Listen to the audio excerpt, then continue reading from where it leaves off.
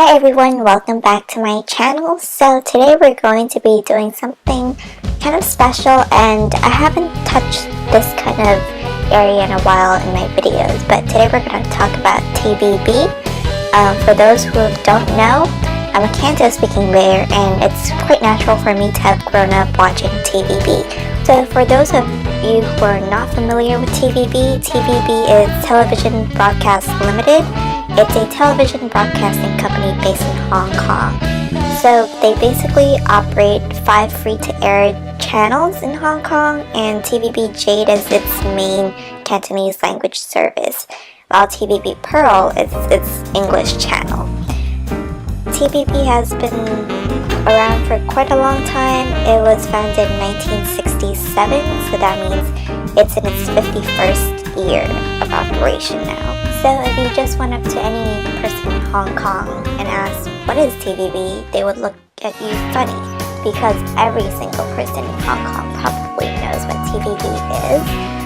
They broadcast dramas, they also host Miss Hong Kong and Miss Chinese International, and they're basically the most dominant broadcaster in Hong Kong.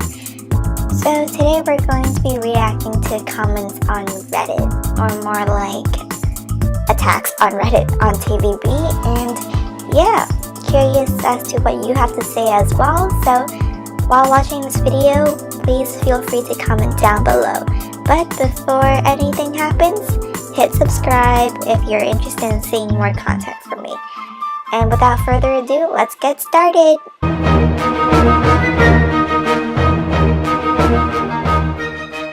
Just so you know, I chose Reddit because it's known for quite a bit of savagery, and I like that. I'm an untamed wild teddy bear. Yeah, let's get started. The first comment is, the best thing about TVB is switching it off. Oh my god, this is priceless. So good.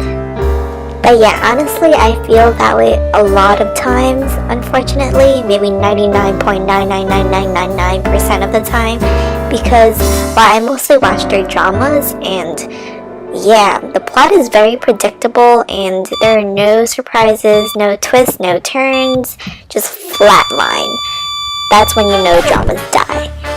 As for variety shows, they're pretty dumb. I mean, watching them can be insulting to your intellect, so maybe you shouldn't try going there. Dang, I'm savage.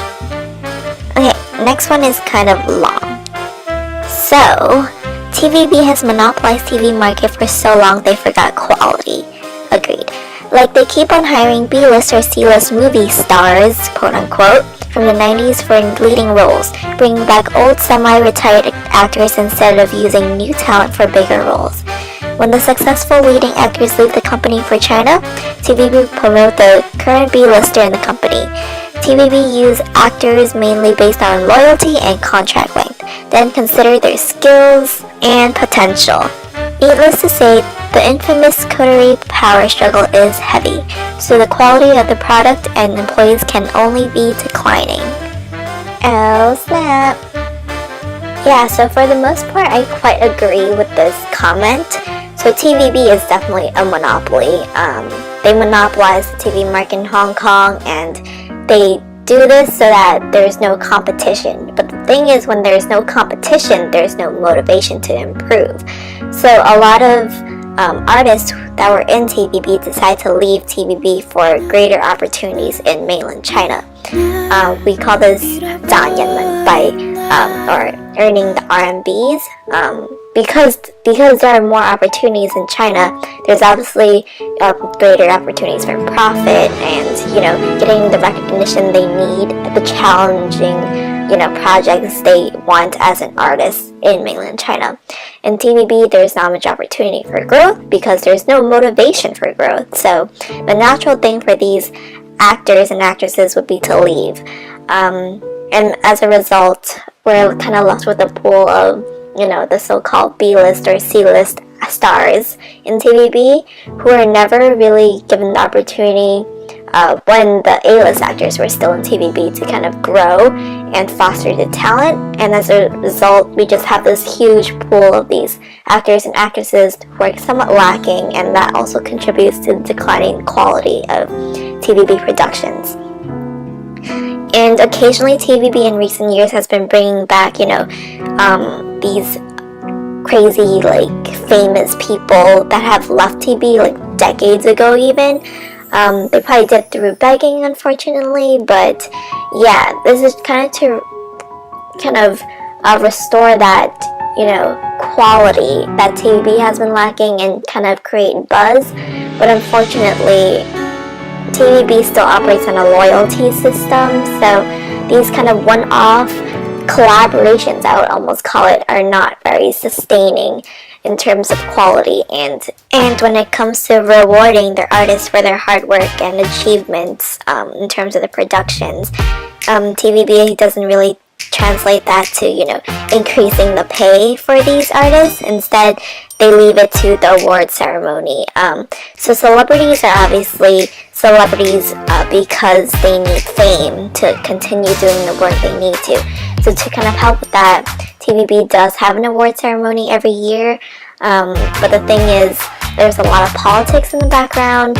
Some stars are not rewarded despite their faithfulness and loyalty to TVB and their hard work and diligence, of course. Great example of this would be Kenneth Ma. He's been with TVB for decades, but he has never won the title of TV King. Of course, it has to do with timing of his productions, his hits Exorcist Meter and also Hippocratic Crush, for example. They were mega hits, but there were a lot of competition in those years, so he just lost out to his opponent for the title of TV King. Okay, the next comment after that really long one is, TVB has some of the worst TV in the world, bad actors and celebrities. They really think they are all that and a pound of cheesecake, and Hong Kong people love it. Not like they can watch anything else for free. So again, this is the issue with TVB monopolizing the TV market in Hong Kong.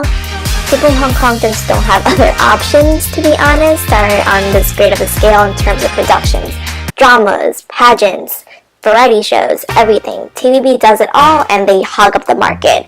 So with no competition, TVB naturally thinks that they own it, and they kind of do. So yeah. Okay, next comment. Somewhere, Bob is crying with his laughable glasses as Eric Tsang tries to pretend he isn't the drunk dwarf he is. Oh snap. So not much for me to comment on, but if you don't know who Bob is, he's an MC/show host, and Eric Tsang is an actor, and also he does hosting. In particular, he's known for hosting the Miss Hong Kong pageant as well as the Super Trio franchise. And yeah, he has a lot of issues, but I'll leave it to the gossip and tabloid news if you want to know more. Ooh, so we're changing the pace with this next one. Honestly, I can't even stand the horrible, repetitive, brainwashing commercials TVB plays. There's one from a personal loan company that suggests it's okay not to give a F about your personal finance and buy anything you want.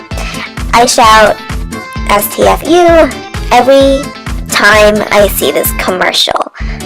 This is actually quite funny. So I've seen a lot of these commercials as well. They're basically all about refinancing or borrowing loans, no interest needed. There's basically no need for you to, return what you borrowed, that kind of garbage, which are all lies. So basically, if you're cynical like me, you kind of suspect that these companies are loan sharks, aka Dai Loan.